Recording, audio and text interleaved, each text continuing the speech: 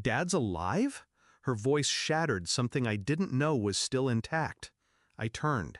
My daughter stood in the hallway, arms trembling, adoption papers crumpled in one small fist. The other pointed at me like I was a ghost. Her eyes searched my face for answers.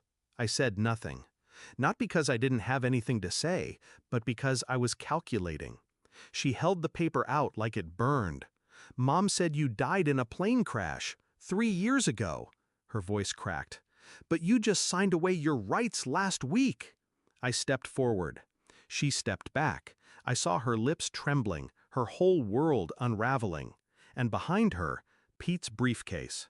My divorce lawyer. In my house. Again. "Uncle Pete is adopting us tomorrow," she whispered. "He's been here the whole time." Her knees gave out. I caught her before she hit the ground. She was too light, too quiet, and suddenly, so was everything else. I sat in the guest room, the one they never used, the one I used to sleep in before deployments. There was a framed picture on the nightstand. My wife, my daughter, Pete, a little family of 3. My dog tags had been stuffed into a glass jar of beach pebbles, forgotten decoration. I turned them in my hand like a coin flip. The signature on the adoption paper was mine, identical, flawless, dated a week before I landed. I remembered that day, the flight back from Syria, the quiet drive from the base, no one waiting at the gates. She hadn't known I was coming, but Pete had. He always knew. He filed the divorce. He filed everything. She just smiled and signed. And my daughter was handed over like property in a private auction. I closed the door, locked it, sat on the bed and stared at the wall. The betrayal wasn't loud, it was efficient. I smiled at her the next morning, just like I used to. Asked about breakfast, about her work, about Pete. She said he was flying in again tomorrow, to finalize. I nodded and set my plan in motion. I started with the county clerk, pulled every document filed under my name. Divorce decree, parental termination, power of attorney. Pete had access to all of it. I had given it to him, in trust.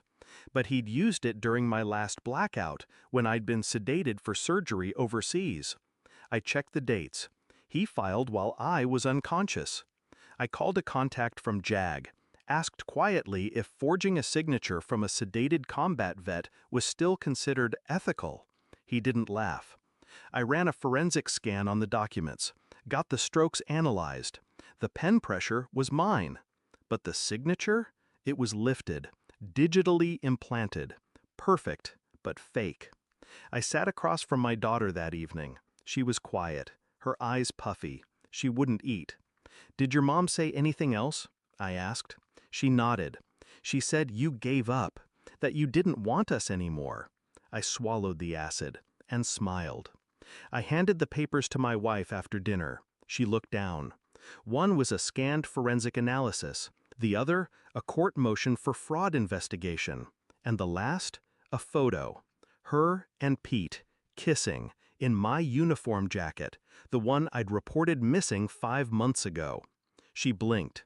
Then the mask dropped. "You were gone," she said, voice low. "We thought you were dead." You told her I was dead. It was easier that way. Pete's been here, for her, for me.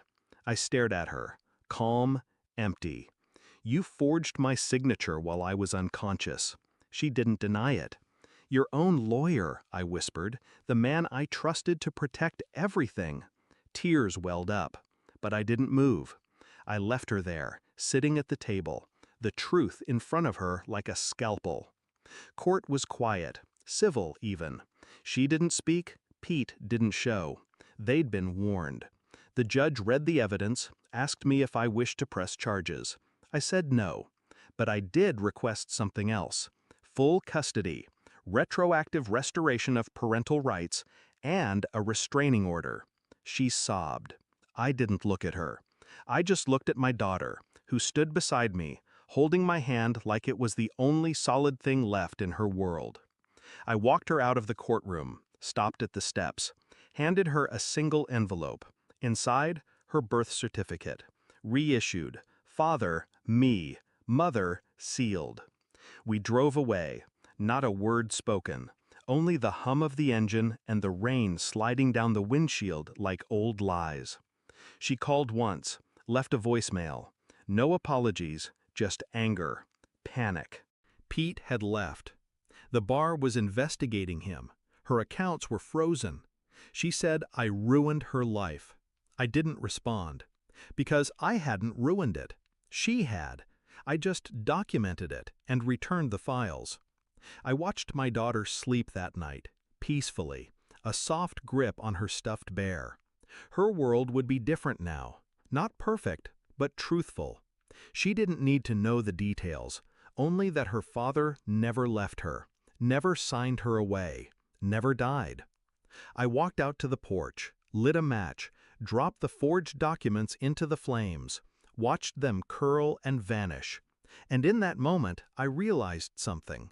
Some wars don't need bullets, just silence, proof, and the right moment to strike.